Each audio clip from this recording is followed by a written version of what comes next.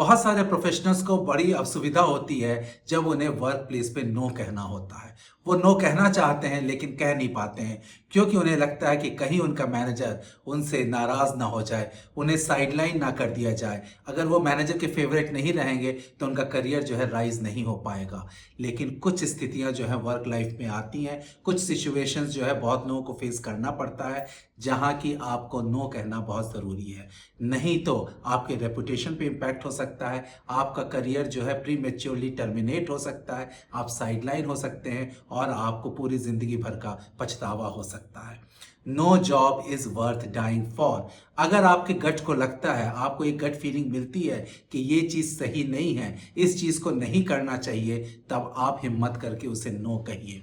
हो सकता है आपका मैनेजमेंट जो है आपके नो कहने से नाखुश रहे, लेकिन बहुत बार देखा गया है कि कुछ समय बाद वो नॉर्मल हो जाते हैं। लेकिन अगर आपको लगता है कि आपके ऊपर रिपरकशन हो रहा है, आपके साथ बदले की भावना के साथ काम किया जा रहा है, या फिर अगर आपको बहुत फोर्स किया जा रहा है कि नहीं ये आप काम करिए, तो इससे अच्छा होगा कि आप इस काम के लिए हाँ कहें, आप उस काम को छोड़ दीजिए।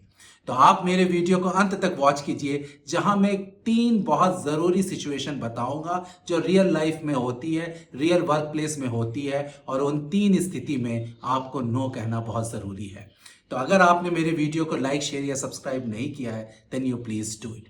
पहला सिचुएशन ये है, अगर आपको कोई डेटा चेंज करने के लिए कहा जाए तब आप नो कहिए।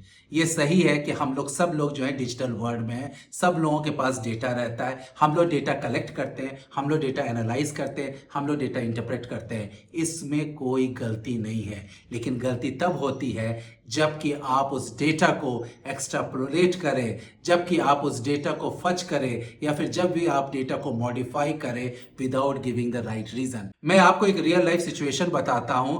एक टेस्ट लीड इंजीनियर ने सारे डेटा कलेक्ट किए, उसको इंटरप्रेट किया और उसके अपने पावर पॉइंट स्लाइड में बड़े अच्छे से चार्ट आउट किया। उस स्लाइड को लेके वो मैनेजर के पास गया और मैनेजर ने कहा ये तो अभी करंट डेटा है, आगे का जो और होने वाला उसको थोड़ा एक्सट्रापोलेट करो और उसको आगे का भी दिखा दो। उसने उसका एक्सट्रापोलेट किया और एक कमेंट डाल दिया कि ये जो डेटा है, ये स्पेसिफिक डेटा एक्सट्रापोलेटेड है। फिर वो अपने मैनेजर के पास गया और मैनेजर ने कहा ये कमेंट स्लाइड से निकाल दो। वो स्लाइड डेक फाइनल हो गई और उस स्लाइड डेक को लेकर के मैनेजमेंट जो है कस्टमर मीटिंग में गया। कस्टमर ने स्पेसिफिक क्वेश्चन पूछे और उसको लगा कि यहाँ कंपनी जो है झूठ बोल रही है और ये जो एक्सट्रापोलेटेड डेटा है उन्होंने कहा ये गलत है। इस लीड इंजीनियर की कंपनी के जो सीनियर मैनेजमेंट थे उन्होंने किसी तरह कस्टमर को पैसिफाई किया, उन्होंने एडमिट किया कि ये जो डेटा है वो रियल डेटा नहीं है, एक्सट्रापोलेटेड है और इससे मिसअंडरस्टैंडिंग हो सकती है, मिसलीडिंग हो सकती है। और उन्होंने मैनेजर को क्वेश्चन किया।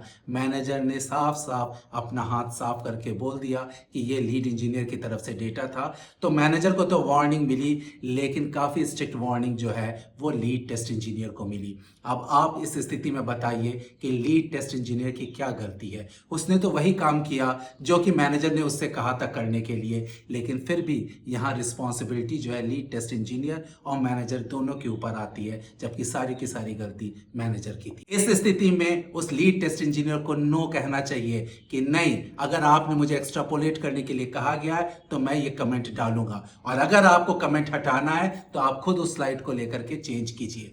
अगर आपके ऊपर फोर्स आए तो आप जो है रिटर्न में अप्रूवल लीजिए, रिटर्न में कम्युनिकेशन लीजिए अपने मैनेजर की तरफ से कि आपको ये कहा गया है तब आप ये कर रहे हैं। बहुत बार क्या होता है फाइनेंशियल स्टेटमेंट में, बहुत सारे स्टार्टअप्स में जो है कभी कभार किसी एम्प्लॉय के ऊपर फोर्स आता है कि वो जो है स्लाइड डेक ऐसा बनाए जिससे कि इन्वेस्टर या कस्टमर जो है वो ज़्यादा इंप्रेस हो जाए। कभी कभी किसी फाइनेंशियल रिपोर्ट में या फिर एक्सपेंस रिपोर्ट में या किसी रिपोर्ट में कोई डेटा फच करने के लिए कहा जाता है। ये सब एथिकल इश्यूज हो सकते हैं, ये सब चीज़ों से आपको बचना चाहिए, क्योंकि अगर इस स्थिति में आप पकड़ा गए तो आपकी रेपुटेशन जा सकती है, जॉब जा सकती है, और वर्ड जो है बहुत फास्ट स्प्रेड करता है, वो एक कंपनी से दूसरे कंपनी से तीसरे कंपनी तक जा सकता है। मेरा सजेशन आपको यह है कि इस डिजिटल वर्ल्ड में आप केवल डेटा के ऊपर बैठे हैं और डेटा से रिलेटेड आपके सबसे ज़्यादा काम होते हैं, लेकिन इस बात को ध्यान में रखिएगा कि जब भी आप कुछ चेंजेस कर रहे हैं, जब भी आप कुछ एक्सट्रापोलेशन कर रहे हैं, जब भी आप कुछ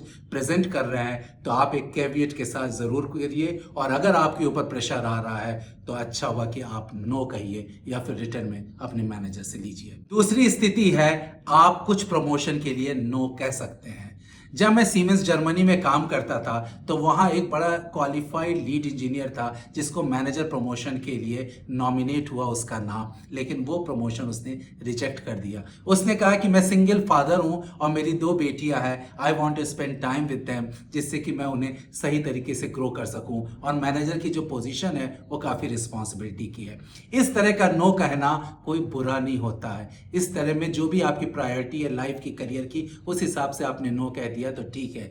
लेकिन कुछ प्रमोशंस जो होते हैं काफ़ी टेम्पटिंग होते हैं और वो लोग उसको ले लेते हैं और बाद में पछताते हैं कि अरे ये मैंने क्यों ले लिया। जैसे एक एग्जाम्पल था, एक लीडर जिसको कि बैंगलोर में अच्छा कर रहा था, उसको हैदराबाद भेज दिया गया, बोला कि एक नई टीम सेट करो, एक नया ऑफिस सेट करो, और जैसे जैसे टीम बड़ी होगी, ऑफिस बड़ा होगा, तुम्हारा करियर और ग्रो करेगा और तुम्हारे लिए अच्छा होगा। वो अपने परिवार को यहाँ बैंगलोर में छोड़ करके अप एंड डाउन हैदराबाद में करने लगा, और हैदराबाद में बाद में पता चला कि वो स्ट्रेटेजिक टीम नहीं थी, वो एक ट्रायल बैलून था, वो छोटी रह गई और उसका करियर जो है आगे नहीं बढ़ा। कुछ साल बाद वो जो है वापस बैंगलोर आना चाहा, लेकिन इस बीच में जो वो पोजीशन वो छोड़ के गया तो वो फिल हो गई थी, तो उसको एक कोई और पोजीशन दे दी गई जो कि ना तो इतनी इन्फ्लुएंशियल थी, ना तो उसमें अच्छा स्फीयर ऑफ इन्फ्लुएंस था, ना ही वो इतनी पावरफुल थी, और थोड़े समय बाद उसने खुद ही जॉब छोड़ करके एक टीचिंग की जॉब या कुछ और तरह की जॉब उसने देखना शुरू कर दिया था। तो कुछ प्रमोशंस जो होते हैं वो लगता है कि बड़े अच्छे हैं, उसके बारे में आपको डिटेल में पूछ लेना चाहिए कि इसका फ्यूचर प्रोस्पेक्ट्स क्या है। बहुत बार जो लॉन्ग टर्म एम्प्लॉय होते हैं, लॉयल एम्प्लॉय होते हैं, उनका काफी स्ट्रांग नेटवर्क होता है,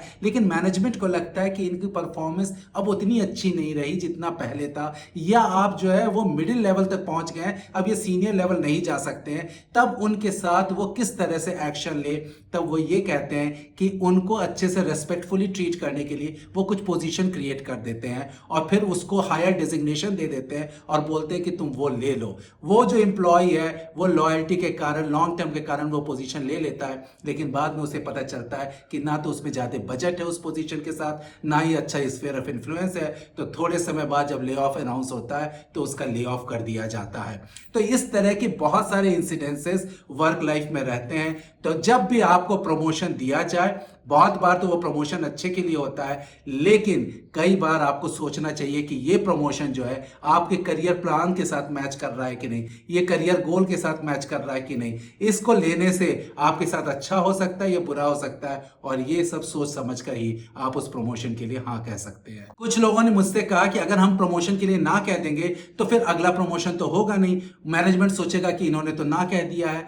अगर आपने ना कह दिया है तो इसका ये मतलब नहीं है कि आपका अगला प्रमोशन नहीं होगा। आप रीजन दीजिए कि किस रीजन से जो है आप ये प्रमोशन नहीं लेना चाहते हैं। या तो आप सिटी नहीं चेंज करना चाहते हैं, या तो अपना डोमेन नहीं चेंज करना चाहते हैं, या फिर आप वो वर्क आपको अच्छा नहीं लग रहा है। जो भी कारण है आप कारण बताइए, और अगर आपका परफॉर्मेंस अच्छा है तो सर्टेनली शॉर्ट टर्म के लिए कुछ थोड़ा सेटबैक लग सकता है, लेकिन जब भी फ्यूचर में कोई अपॉर्चुनिटी आती है वो आपको कंसिडर किया जाएगा वो अगले प्रमोशन के लिए। तीसरी स्थिति है जहां आपको नो कहना चाहिए, जब वो आपको अफेक्ट कर रहा हो, आपकी लाइफ को अफेक्ट कर रहा हो। एक प्रोफेशनल जो है बड़े प्राउडली एक इंपॉर्टेंट कस्टमर मीटिंग में आया ये कहते हुए कि मैंने हॉस्पिटल में अपनी वाइफ और न्यू बॉर्न बेबी को छोड़ करके ये जो मीटिंग है इसको अटेंड कर रहा हूं। एक और जो है एक इंपॉर्टेंट प्रोडक्ट रिलीज के लिए उसने एक बहुत important close family function miss किया, क्योंकि उनको लगता है कि ये सब करने से ये पता चलेगा कि how dedicated they are, how much workaholic they are, how much importance they give it to their job. लेकिन इन सब का लंबे समय में जब अपनी लाइफ देखिएगा इसका कोई महत्व नहीं होता है। शुरू में मैं भी इसी तरह की मनस्थिति से गुजरा था। बहुत साल पहले मेरी एक सर्जरी हुई लेप्रोस्कोपिक से, और 3 दिन बाद मैं ऑफिस पहुंच गया। मेरे यूएस मैनेजर ने कहा अगर मैं तुम्हारी जगह होता तो एकदम ऑफिस नहीं आता, तुम वापस घर जाओ, यहाँ और भी लोग हैं जो तुम्हारे बदले कुछ समय तक काम कर सकते हैं। मैं कहाँ अपनी वाहवाही लूटने गया था कि देखो मैं कितना डेडिकेटेड हूँ, मेरे ऊपर कितनी रिस्पॉन्सिबिलिटी है जो मैं काम कर रहा हूँ, और वहाँ उन्होंने एक बहुत बड़ी बात कह दी कि तुम अपनी लाइफ जो है वो ज़्यादा इंपॉर्टेंट है, हेल्थ ज़्यादा इंपॉर्टेंट है, इंपॉर्टेंट इवेंट्स ज़्यादा इंपॉर्टेंट है लाइफ के, क्योंकि वो मेमोरीज देते हैं, एक्सपीरियंसेस देते हैं, और बाकी जो काम है आप एक बस एक एम्प्लॉय हैं, और इतना बड़ा ऑर्गेनाइजेशन है तो लोग मिल बांट करके कुछ समय के लिए आपका काम कर ही लेंगे। एक बहुत फेमस बुक है एसेंशियलिज्म बाय ग्रेग मैकनियन। उन्होंने कहा है कि आपको हर जॉब जो है एक कंसल्टेंट की तरह देखना चाहिए कि आप यहाँ कुछ साल के लिए हैं। और ये सही भी है, क्योंकि आजकल कोई कंपनी जो है वो जॉब गारंटी नहीं दे सकती है। वो लॉयल्टी तो चाहती है लेकिन जॉब सिक्योरिटी नहीं दे सकती है। तो इसमें ऑथर ने कहा है कि आप अगर कंसल्टेंट की तरह से देखेंगे तो जिस काम को आप अच्छे से करना चाहते हैं, जो आपकी प्राइमरी रिस्पॉन्सिबिलिटी और एडिशनल रिस्पॉन्सिबिलिटी उससे एसोसिएटेड है, उस पर आप अच्छे से फोकस करके अपने आप को बढ़िया आउटपुट दीजिए और बहुत बढ़िया हाई परफॉर्मेंस की तरह से काम कीजिए और एडिशनल रिस्पॉन्सिबिलिटीज को नो कहिए। इसमें कोई बुरा नहीं मानेगा, क्योंकि उन्हें पता है कि आप एक हाई परफॉर्मर हैं और आप अपना काम बहुत अच्छे से करना चाहते हैं। तो मैं आपको यह बताना चाहता हूं कि इसमें कोई मेडल नहीं है, इसमें कोई प्राइज नहीं है कि आप वर्कोहलिक रहें, 24/7 काम करें, सबसे पहले हो जो ईमेल को रिस्पॉन्ड करे, सबसे पहले हो जो आप किसी भी इश्यू को देखे। ये जो ओवर कमिटमेंट है, आपको लगता है कि आपका मैनेजर आपसे खुश होगा। आपका मैनेजर शुरू में तो सरप्राइज होगा कि ये क्यों इतना ज्यादा वर्क से अटैच्ड है, और बाद में उसे आदत पड़ जाएगी। और फिर जब आपका पर्सनल हेल्थ, मेंटल हेल्थ या लाइफ इवेंट्स या किसी चीज से आपको इंपैक्ट होने लगेगा, तब जब आप नो कहना शुरू करिएगा, तब मैनेजर को बुरा लगेगा, क्योंकि आपकी गलती है। सबसे पहले आपने ऐसा एक्सपेक्टेशन सेट कर दिया है। ये जरूरी है कि कुछ एडिशनल रिस्पॉन्सिबिलिटी के लिए आपको अपने मैनेजर के लिए हाँ कहना चाहिए, उन्हें सपोर्ट करना चाहिए, कुछ महीने हो या 6-7 महीने हो, लेकिन इसे हैबिट ना बना करके हर समय सालों साल आप इस तरह से काम ना करिए। लेकिन ये भी सही है कि कुछ लोगों का एटीट्यूड ऐसा होता है कि थोड़ा सा भी ज्यादा काम आ जाता है तो वो नो कहने लगते हैं। और ये जो मैनेजर है, मैनेजमेंट है, ये इजीली डिफरेंशिएट कर लेता है कि कौन जो है नो जेन्युइन रीजन से कह रहा है और कौन जो है वो स्केपिस्ट होकर के या फिर जो है अपनी रिस्पॉन्सिबिलिटी को श्रिंक करने के लिए इस तरह से कह रहा है। तो आप सबसे पहले तो ये सोचिए कि आपको अपने करियर राइज करने के लिए सचमुच आपको वाइड एक्सपीरियंसेस लेने चाहिए, वेरीड एक्सपीरियंसेस लेने चाहिए, आगे बढ़ना चाहिए। लेकिन इन 3 स्थितियों में आपको हमेशा नो कहना चाहिए, क्योंकि नहीं तो आपका रेपुटेशन, नहीं तो आपकी लाइफ और नहीं तो आपका करियर, इन सब में इम्पैक्ट हो सकता है। I hope you like this video. Do like, share and subscribe to my channel. Thank you.